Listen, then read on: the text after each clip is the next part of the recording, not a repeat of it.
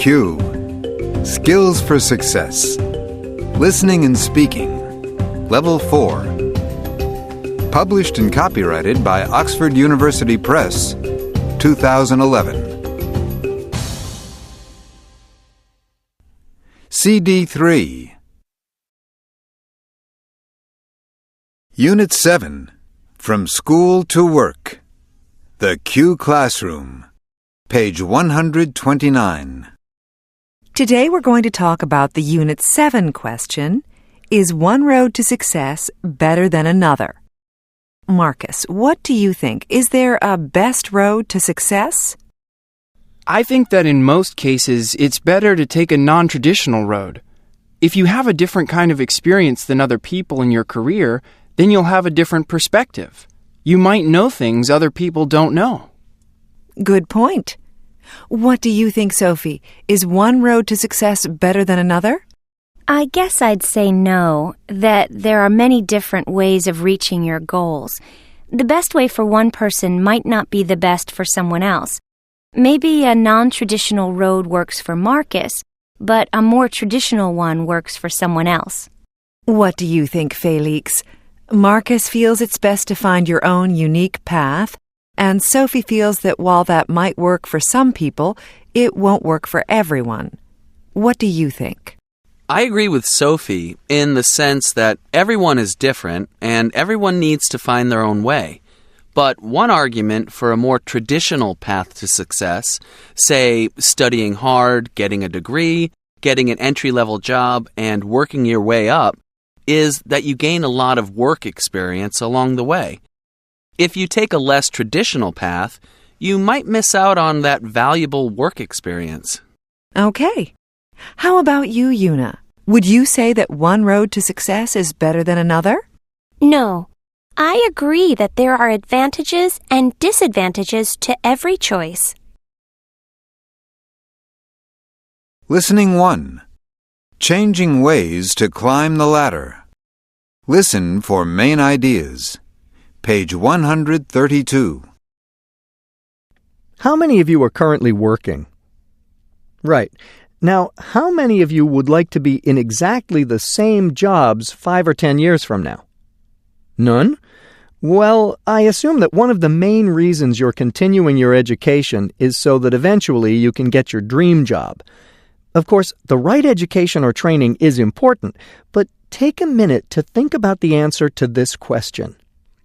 Say you want to be the next CEO of a giant company.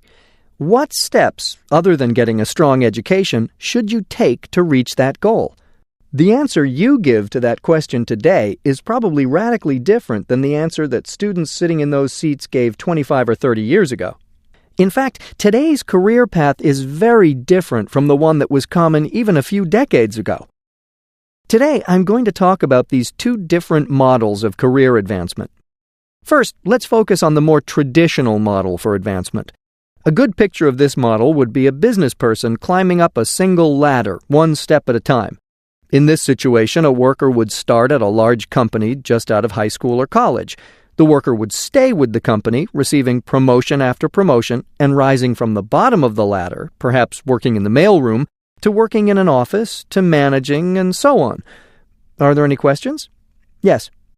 So these workers would just stay at the same companies for their entire careers? Exactly. Traditionally, workers were usually loyal to their companies. They devoted their entire working lives to the same company. This is true about both office work and physical work, like working in a factory. The workers stayed at the company and climbed the ladder as far as they could, at which point they would simply stop moving up. In return, the company was stable and protected the workers. The workers counted on the company to pay them during their working lives and take care of them once they were too old to work. Yes. I think this model is similar to the business cultures in other countries. Absolutely. Many countries in Asia follow this business model. In fact, a popular CEO in Japan recently said in an interview that he views his workers as his family. He feels responsible for them, just as they feel a responsibility to the company.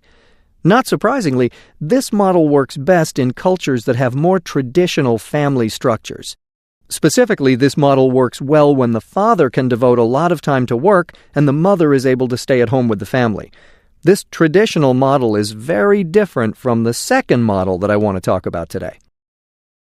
The second model is one that you will probably be more familiar with. In contrast to the single ladder model, try to picture a person climbing several different ladders, stepping from one step on one ladder to a step on another ladder.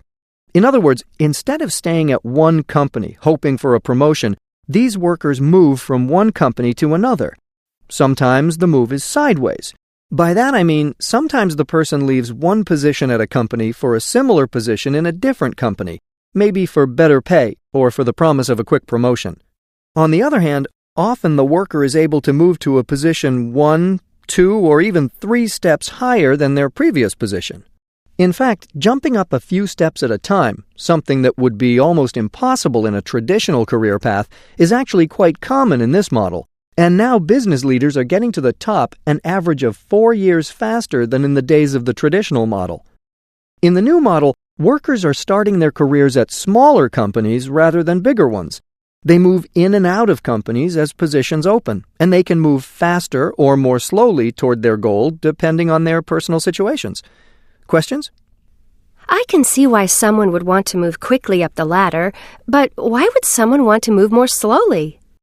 That's a great question, and it moves us into the final part of this lecture. Why would someone want to slow down their career path? Well, now that the traditional family structure has changed and women are a major part of the workforce, the needs of the workers to balance career and family have changed. Men often want to spend more time with their children than they were expected to spend in the past. This social change is definitely a main reason for the change from a traditional single ladder model to a many ladder model. Another reason many companies no longer take care of their workers the way they did in the past is because of economic change. Workers can no longer count on continuing to receive money from their employer after they turn 65 and retire. As a result, workers usually don't feel the same sense of loyalty that they used to. Their attitude is to learn as much as they can at one company before moving on to another. Although this model might make some more traditional workers uncomfortable, it has become very common in North America. In fact, this year, approximately 87% of all workers will be engaged in the new model as they climb to the top of their professions. Listen for details. Page 133. Listen again to listen for main ideas. Listening skill. Listening for contrasting ideas. A. Page 134. Bob Quintero and Susan Miyamoto are the final candidates for the marketing position at our company. Bob has a degree from Harvard University in the USA, whereas Susan has a degree from Keio Business School in Japan. Bob and Susan both have good work experience. Bob has worked for 5 years at a small marketing company, but Susan has worked for 8 years at our company. Susan speaks more languages. Bob speaks Arabic and Spanish. However, Susan speaks French, Spanish, and Japanese. Bob has a lot of sales experience. On the other hand, Susan has a lot of experience at our company. This is going to be a tough decision. B. Page 135. Listen again to listening 1. Listening 2. Life experience before college. Listen for main ideas. Page 137.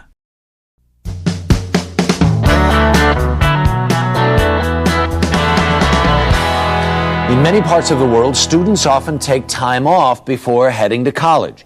In Great Britain, it's known as the gap year, and in Australia, it's called a walkabout. It's still a foreign concept for most Americans, but a growing number of our young people are daring to be different. Antonia House is about to graduate from high school in Manhattan, but as her peers are picking out dorm room furniture, she's preparing to go globetrotting. I'm going to Madrid, where I'll take Spanish lessons. I'm going to Berlin, where I'm going to take German lessons. And then I'm probably going to travel on my own a little bit around Central and Eastern Europe. Isn't that cool? After spending a summer in France, Antonia became interested in international relations. A lot of people in Europe take time off. I'm not getting that sort of American college experience, but I figure, I'm getting my own thing, and that's really what I want. While few students are as brave as Antonia, taking a year off between high school and college can mean a brighter future. According to a recent survey of 350 students, 55% of those that had taken time off say the experience had a positive effect on their grades. 57% said their job search after graduation benefited from their experiences away from the classroom. Most of the deans of admission at most of the best colleges in the country absolutely believe that their schools would be better off if every single student took time off. Ron Lieber is the co-author of Taking Time Off. He says the hard part is convincing your parents that your gap year will not be a slack year. Taking time off is almost like school in the sense that you need to plan every day, every month. You need a lesson plan. You need a syllabus. It's not something you figure out as you go along, because the point of the exercise is to create a year for yourself that's better, that's more valuable than being in college at that particular moment. That's just what Trudy Goodman did. 4 years ago, she was graduated from high school and was burnt out on books. I was at the same school for 10 years. It was really very rigorous academically. I was ready for a different type of challenge. So she took a gap year, moved from Houston to Boston, where she joined a domestic Peace Corps, offering her services in troubled schools and neighborhoods. I was in Boston often till 7 or 8 at night, and then made the hour-long commute back to the suburbs. But I felt like this is much more real, if you will, than what my friends are experiencing. Logging 1,700 hours of community service provided plenty of life lessons. Well, I lived with my grandparents for the year. My grandmother had more of a social life than I did that year. And after 1 year, Trudy was ready to dive back into academia at Trinity College in Hartford, Connecticut. I had some experiences to share as examples in classes that I never would have had had I not had this experience. Just 3 weeks ago, Trudy graduated from Trinity, and while most of her peers are facing the real world for the first time, she can say she's been there, done that. You'll realize how quickly a year goes by. If anything, that's what I learned, and just make the most of all the little moments, all of the experiences you have within that year, because they'll serve you well into the future. Did it work? Trudy's gap year worked for her. She's already taken a job as an elementary school teacher, and she says her gap year experience really stood out on her resume. The author of Taking Time Off had some tips. He says, talk to people who have taken a gap year doing the same thing you'd like to do. You can also ask your college if it has grants available to students who are traveling or doing community service. Listen for details. Page 137. Listen again to listen for main ideas. Pronunciation. Highlighted words. Page 143. Colleges say a gap year doesn't have to be costly. Colleges say a gap year doesn't have to be costly. Colleges say a gap year doesn't have to be costly. A. Page 143. I would love to take a gap year to work in India. If I had to pick just one place to go, it would be Turkey. When Carlos was there, they didn't have the volunteer program. Chris and Ilona are going too? Hassan told me they're not going. You'll learn a lot while you're there, and you'll have so much fun. B. Page 143. 1. I would like to get a job in Africa taking care of wild animals. 2. I change jobs often. My father's career path was more traditional. 3. I think I can build skills for this career if I take a year off to study. 4. The best reason to take a gap year is the chance to learn about yourself. 5. No one ever told me that the group would leave before school is over.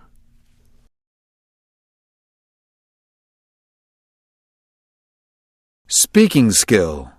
Changing the topic. A. Page 145.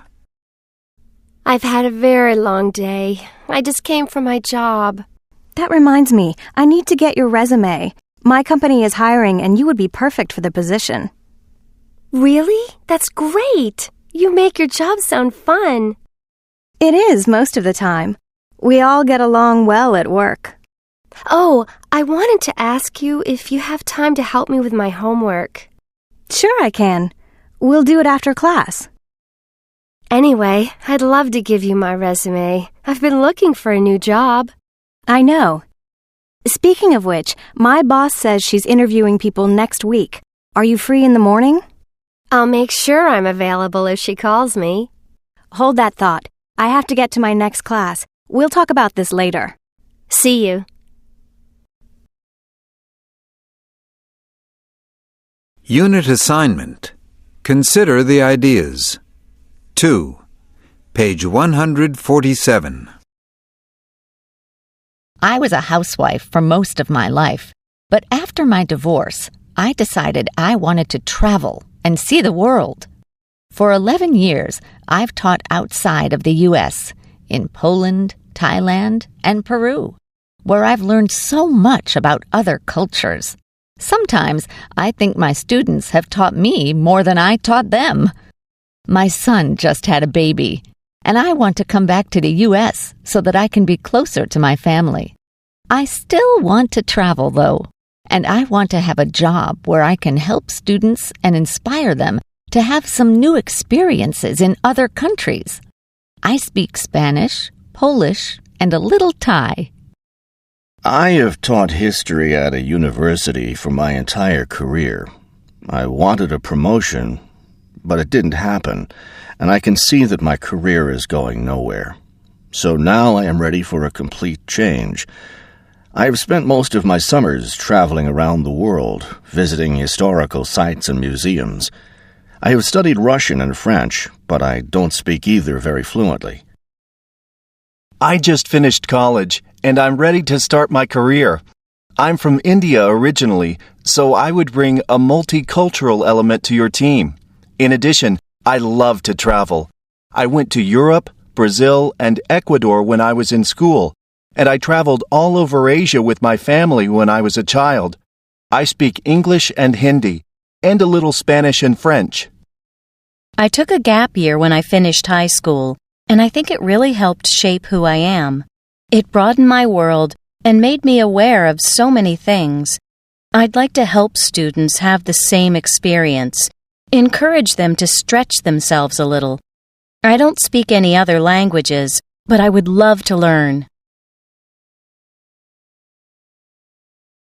Unit 8. Discovery. The Q Classroom. Page 151. Here we are at Unit 8. The question is, how can chance discoveries affect our lives? Una, what do you think? Has a chance discovery ever affected your life? Yes, I learned about this school by chance. I was at a cafe back home and I ran into an old acquaintance from high school.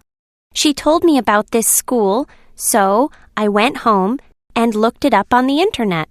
So if you hadn't run into your friend, you might not be in this class today. That's right. Well, I'm glad you made that discovery. So a chance discovery can affect where you go to school. How else can chance discoveries affect our lives? Sophie? They can also affect your career. My brother happened to sit next to a man on an airplane who owned an import-export company. The man and my brother got along really well. They spent the whole flight talking and getting to know each other. Now, my brother works at the man's company. Another lucky chance meeting. Felix, do you have any other examples of how a chance discovery can affect our lives? Maybe a discovery that doesn't involve meeting someone? Well, I discovered the guitar by chance. I was in this shopping mall with my parents when I was a kid, and I wandered off into a music store. They were looking all over for me, and when they found me, I was playing with a guitar. Pretty soon, I was begging them to buy me one and get me lessons. The guitar has been a big part of my life ever since. It seems like everybody has discovered some important things by chance. How would you answer the question, Marcus? How can chance discoveries affect our lives? I think it's clear they can affect just about everything in your life. That's why it's important to keep learning and having new experiences, because the more you do, the more likely you are to have one of these good chance discoveries. Listening 1. The power of serendipity. Listen for main ideas. Page 155. Nothing like starting off with a bang.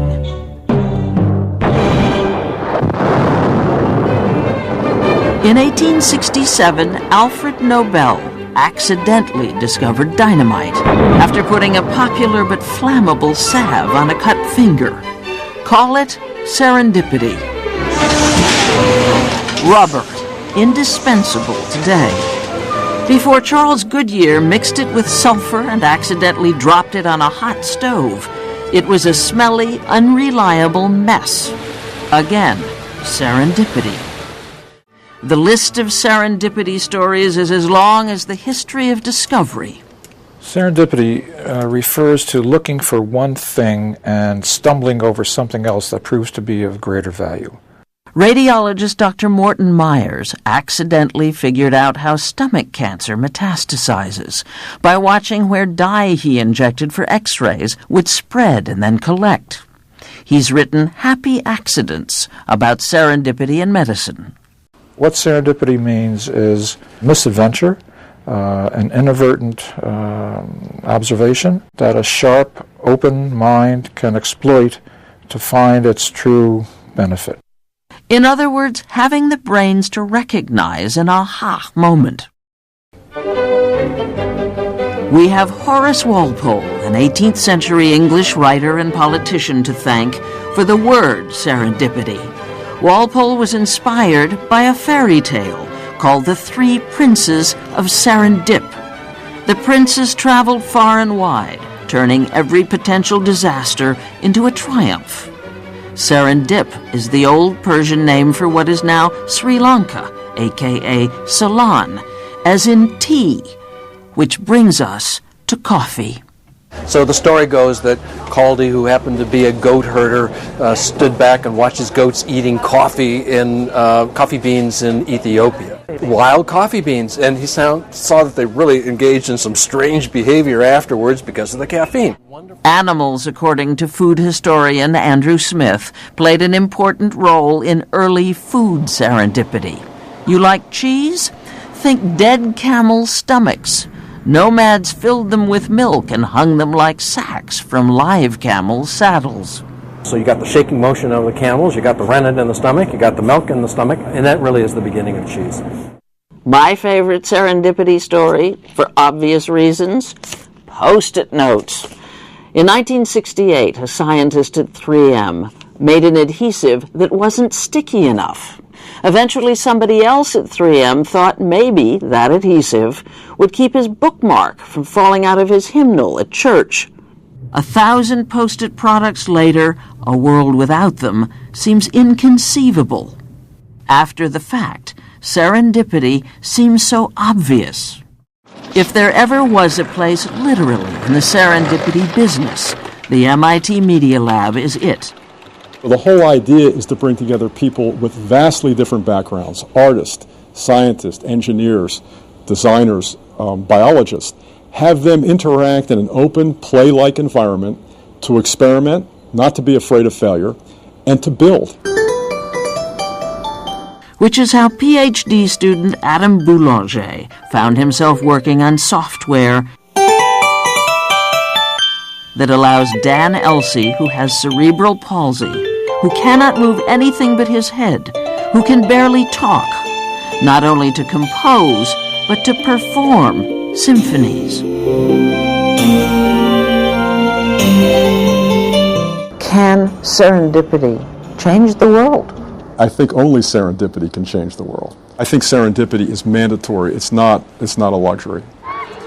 But it can be fun. During World War II, GE tried to make synthetic rubber. It failed. Nobody could figure out what to do with it until a marketing genius put it in a little plastic egg and sold it as a novelty toy. It's Silly Putty time! More than 300 million little eggs have been sold. Here's the best part. When Silly Putty turned 50 in the year 2000, it got the white glove treatment as it was solemnly installed in the Smithsonian Institution. Serendipity enshrined.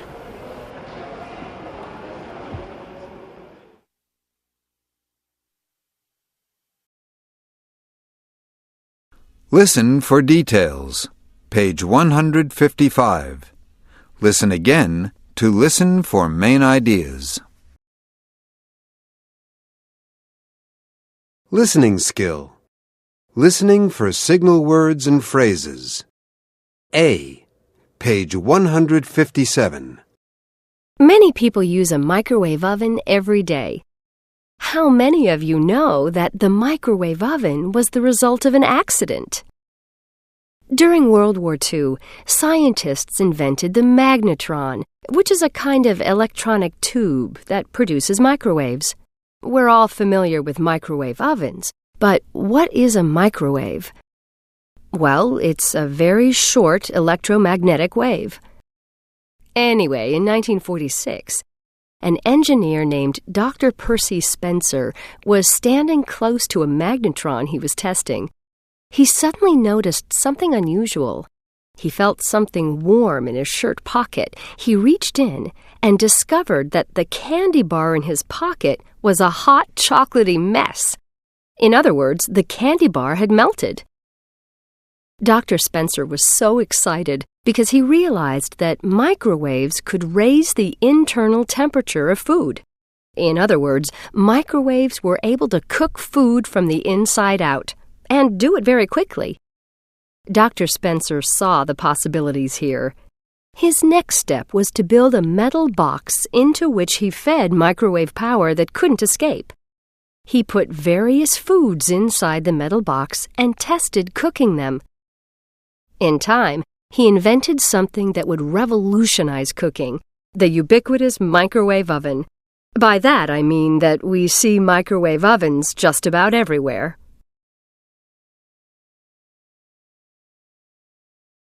Listening 2. Against all odds, twin girls reunited. Listen for main ideas. Page 159. Over the past 14 years, 45,000 Chinese children have been adopted by American families. So what are the odds that sisters separated at a very early age could actually find each other again half a world away? Some might call it a miracle, and they wouldn't be far off. To see Renee Surrey now, a happy 8-year-old who loves gymnastics, dancing, and horseback riding, you would never know she was once a sad and scared orphan in China. She was crying so hard she was turned all red. She was very scared. She'd never seen anyone who looked like us. Eileen and her husband David brought Renee back to their home in Florida to shower her with love, but they could tell her heart still ached. Her sense of loss was just so big, and she was just so afraid to be alone. And at first I thought it was because in the orphanage she wasn't alone, but it seemed bigger than that. Meanwhile, just outside Philadelphia, Annie Bernstein, almost 8, loves her new home, a world away from the orphanage in China. This is our baby. Her parents, Andrea and Craig, remember their daughter as a bright little girl. She was very alert and bright. She was very aware. She was looking around and she was very aware of what was going on. But Annie also seemed very deprived because they noticed she ate as if she'd never eat again. She wouldn't want to leave the table. All the other kids seemed to eat and be satisfied, but all this food was around her and she wasn't stopping. Andrea sought help from a support group on the internet, and one of the many who responded was a mom named Eileen. Her answer was the best answer, which was to try a sharing plate in the middle of the table, and we both eat from the same plate. It was incredible. It was just solved it immediately. These two moms, who lived 1,000 miles apart, noticed their daughters were from the same orphanage and decided to exchange pictures. So when you opened up her email, do you remember that moment of what that was like when you saw her daughter's picture? I was shocked.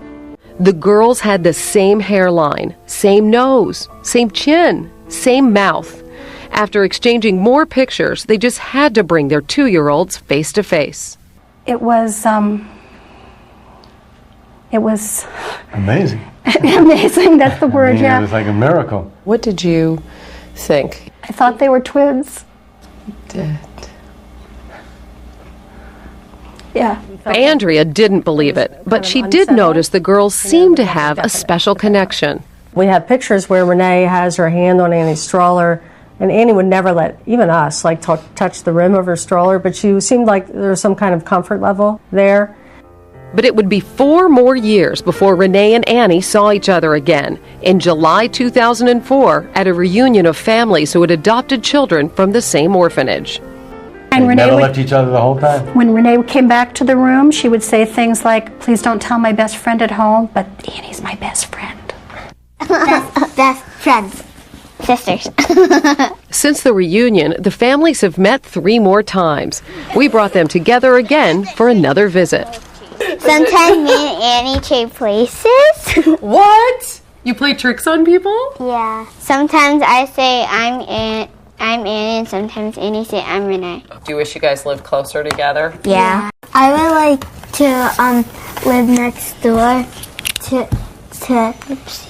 to play together, or have play dates right after school. 4 months ago, the families tested their daughter's DNA.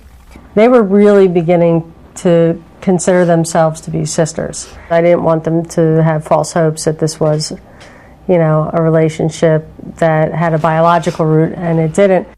The DNA results? The girls are almost certainly sisters, which means because they're the same age, Renee and Annie, in all probability, are fraternal twins. Renee, she just started jumping up and down and squealing, "Yes, we're sisters, we're sisters, yay, we're sisters." Finally, Eileen and Dave understood why their daughter Renee never liked to be alone. She was never alone, not even in the womb. So for her, she needed Annie. This is important to Annie. I think it's important to all of us. Okay, you tell me why you love Renee.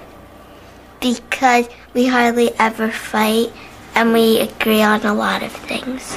And why do you love Annie? Because she's my sister, and I just love her.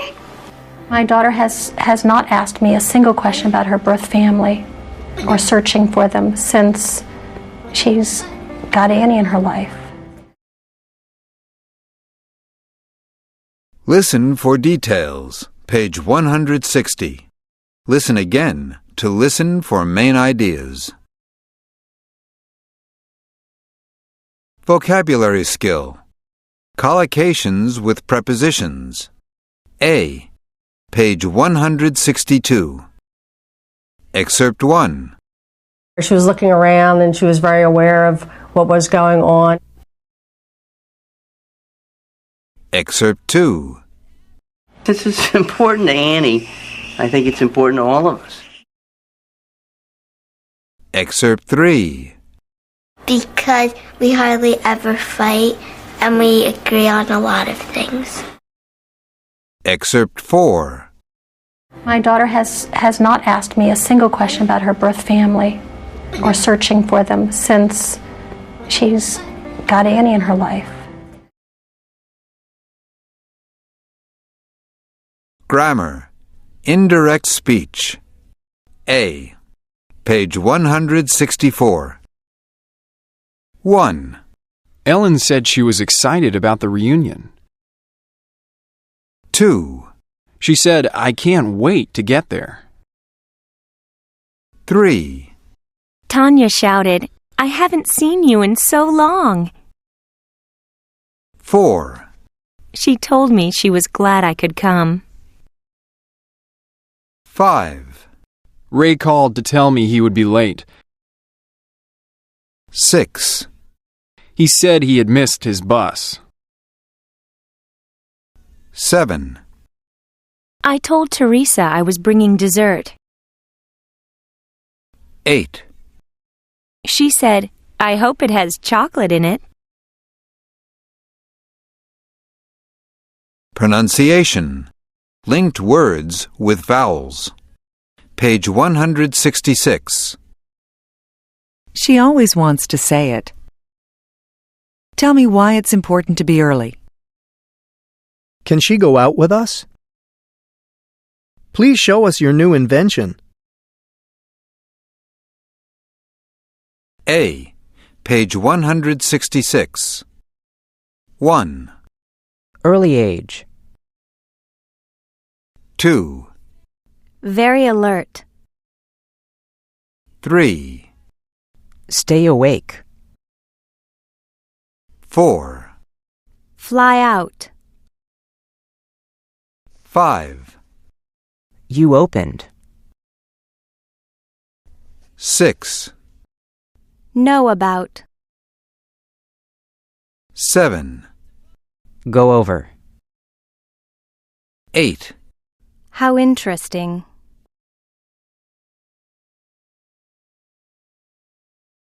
B. Page 166. 1, Annie also seemed very deprived because they noticed she ate as if she'd never eat again. 2, After the fact, serendipity always seems so obvious. 3, Eventually, somebody else at the company thought maybe it would keep bookmarks from falling out of his hymnal at church. 4, Try and spot the next big thing. 5, So after you opened the file, can you recall how it felt? Speaking skill. Using questions to maintain listener interest. A. Page 167. 1, And in 1879, Thomas Edison finally created a working light bulb. What's the main reason this invention is so important? It changed the way we live today. 2, Why did Henri Becquerel leave dangerous chemicals in his desk drawer? Well, he didn't know they were dangerous, but that helped him to discover what we call radioactivity. 3, Does anyone know who invented the first plastic? Over there in the front. Leo Baekeland, right? That's right. Mr. Baekeland was looking for a new kind of material to use on wires, and he accidentally created the first plastic. 4, William Perkin accidentally created the first artificial color for clothing. What was he really trying to make? Yes, Colin? I think it was a medicine. Correct. Mr. Perkin was trying to create an artificial medicine that people needed. B. Page 168. The popsicle is a popular summertime treat in the United States. Kids have been enjoying them for decades. But most people don't know that the popsicle was invented by an 11-year-old. In 1905, Frank Epperson filled a cup with water and fruit-flavored soda powder, a mix that was used to make a popular drink. Frank left his drink outside on his porch with a stir stick in it. He forgot all about it and went to bed. That night, the temperature dropped to below freezing in San Francisco, where Frank lived. When he woke up the next morning, he discovered that his fruit drink had frozen to the stir stick. He pulled the frozen mixture out of the cup by the stick, creating a fruit-flavored ice treat. In 1923, Frank Epperson began making and selling his ice treats in different flavors. By 1928, Frank had sold over 60 million popsicles, and his business had made him very wealthy. Nowadays, over 3 million popsicles are sold each year. Popsicles aren't the only invention made by accident, but they might be the tastiest.